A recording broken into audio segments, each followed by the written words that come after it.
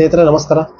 ಮೊದಲೆಲ್ಲ 50-60 ವಯಸ್ಸು ದಾಟಿದವರಲ್ಲಿ ಈ ಹಾರ್ಟ್ ಅಟ್ಯಾಕ್ ಮತ್ತು ಡಯಾಬಿಟಿಸ್ ಅಂತಹ ರೋಗಗಳು ಕಾಣಿಸಿಕೊಂಡ್ರೆ, ಇತ್ತೀಚಿನ ದಿನಗಳಲ್ಲಿ ಅದು ಚಿಕ್ಕ ಮಕ್ಕಳಿಂದ ಹಿಡಿದು 20, 25, 30 ವರ್ಷದ ಯುವಕರವರೆಗೂ ಕೂಡ ಈ ಹಾರ್ಟ್ ಅಟ್ಯಾಕ್ ಮತ್ತು ಡಯಾಬಿಟಿಸ್ ಅಂತಹ ರೋಗಗಳಿಗೆ ಬಲಿಯಾಗ್ತಾ ಇದ್ದಾರೆ. ಯುವಕರಲ್ಲೂ ಕೂಡ ಈ ರೀತಿಯ ರೋಗಗಳು ಬರಲು ಏನು ಕಾರಣ ಅನ್ನೋದನ್ನು ಈ ವಿಡಿಯೋದಲ್ಲಿ ನೋಡೋಣ.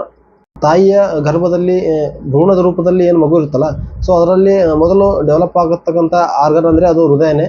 ಸೊ ಅಲ್ಲಿಂದ ಸ್ಟಾರ್ಟ್ ಆದಂಥ ಅದರ ಕೆಲಸ ದಿನದ 24 ಗಂಟೆ ಕೂಡ, ಮತ್ತು ವಾರದ 7 ದಿವಸ, ಮತ್ತು ವರ್ಷದ 365 ದಿವಸ ಕೂಡ ಅದು ಕೆಲಸ ಮಾಡುತ್ತೆ ನಾನ್ ಸ್ಟಾಪ್ ಆಗಿ. ಈ ಹಾರ್ಟ್ ಅಟ್ಯಾಕ್ ಹೇಗೆ ಆಗುತ್ತೆ ಅನ್ನೋದನ್ನು ನೋಡೋದಾದರೆ, ನಮ್ಮ ದೇಹದಲ್ಲಿರೋ ರಕ್ತನಾಳಗಳಲ್ಲಿ ಸರಿಯಾದ ಪ್ರಮಾಣದಲ್ಲಿ ರಕ್ತದ ಹರಿವು ಆಗದೆ ಹೋದಾಗ ರಕ್ತ ಹೆಪ್ಪುಗಟ್ಟುತ್ತೆ. ಸೊ ಇದರಿಂದ ರಕ್ತ ಹೃದಯಕ್ಕೆ ಸರಿಯಾಗಿ ತಲುಪುವುದಿಲ್ಲ. ಯಾವಾಗ ರಕ್ತ ಸರಿಯಾಗಿ ಹೃದಯಕ್ಕೆ ತಲುಪುವುದಿಲ್ಲವೋ ಆವಾಗ ಇತರೆ ರಕ್ತನಾಳಗಳ ಮೇಲೆ ಒತ್ತಡ ಹೆಚ್ಚಾಗುತ್ತೆ. ಸೊ ಆವಾಗ ಹಾರ್ಟ್ ಅಟ್ಯಾಕ್ ಸಂಭವಿಸುತ್ತೆ. ಅಕಾರ್ಡಿಂಗ್ ಟು NCRB 2022ರಲ್ಲಿ ಹಾರ್ಟ್ ಅಟ್ಯಾಕ್ನಿಂದ ಸತ್ತವರ ಸಂಖ್ಯೆ 32,000ಕ್ಕೂ ಹೆಚ್ಚು. ಅಂದರೆ ಪ್ರತಿ ವರ್ಷ ಈ ಸಂಖ್ಯೆ ಜಾಸ್ತಿ ಆಗ್ತಾನೆ ಹೋಗ್ತಾ ಇದೆ ಹೊರತು ಕಡಿಮೆ ಆಗಿಲ್ಲ. ಬೆಂಗಳೂರಿನ ಜಯದೇವ ಆಸ್ಪತ್ರೆಯ ನಿರ್ದೇಶಕರಾಗಿರುವ ಡಾಕ್ಟರ್ ಮಂಜುನಾಥ್ ಅವರ ಪ್ರಕಾರ, ಭಾರತದಲ್ಲಿ ಏನು ಸಾಯ್ತಾರ ಜನ, ಅದರಲ್ಲಿ ಹಾರ್ಟ್ ಅಟ್ಯಾಕಿಂದ ಸಾಯುವವರ ಪರ್ಸೆಂಟೇಜ್ ಏನಂದರೆ 25% ಜನ ಈ ಹಾರ್ಟ್ ಅಟ್ಯಾಕಿಂದನೇ ಸಾಯ್ತಾರೆ ಅನ್ನೋದು. ಸೊ ಈ ಹಾರ್ಟ್ ಅಟ್ಯಾಕ್ ಬರಲು ಹಲವು ಕಾರಣಗಳಿವೆ.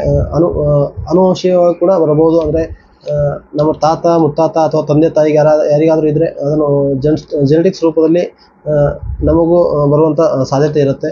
ಇನ್ನು ನಮ್ಮ ಜೀವನ ಶೈಲಿ ಚೇಂಜ್ ಆಗಿರೋದು, ಅಂದರೆ ನಾವು ಯಾವಾಗ ಮಲಗ್ತೀವಿ, ಯಾವಾಗ ಹೇಳ್ತೀವಿ ಅಂತಕ್ಕಂಥದ್ದು ನಮಗೆ ಗೊತ್ತಿರೋದಿಲ್ಲ. ಅಂದರೆ ಒಂದು ಫಿಕ್ಸ್ ಆದಂಥ ಒಂದು ದಿನಚರಿ ನಮ್ಮದಾಗಿರಲ್ಲ.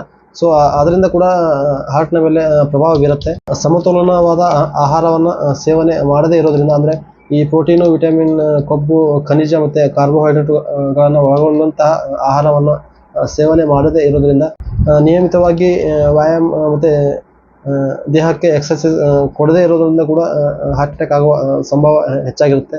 ಆಲ್ಕೋಹಾಲ್ ಮತ್ತು ಧೂಮಪಾನ ಶರೀರಕ್ಕೆ ಹಾನಿಕರ ಅಂತ ಗೊತ್ತಿದ್ರೂ ಕೂಡ ನಾವು ಪ್ರತಿನಿತ್ಯ ಅಂದರೂ ಏನಿಲ್ಲ ಅಂದರೂ ವಾರಕ್ಕೊಮ್ಮೆ ಆದರೂ ಈ ಧೂಮಪಾನ ಮತ್ತು ಮದ್ಯಪಾನವನ್ನು ಮಾಡಿಯೇ ಮಾಡ್ತೀವಿ. ಸೊ ಅದರಿಂದ ಕೂಡ ಹಾರ್ಟ್ ಅಟ್ಯಾಕ್ ಆಗುವಂಥ ಸಂಭವ ಇರುತ್ತೆ.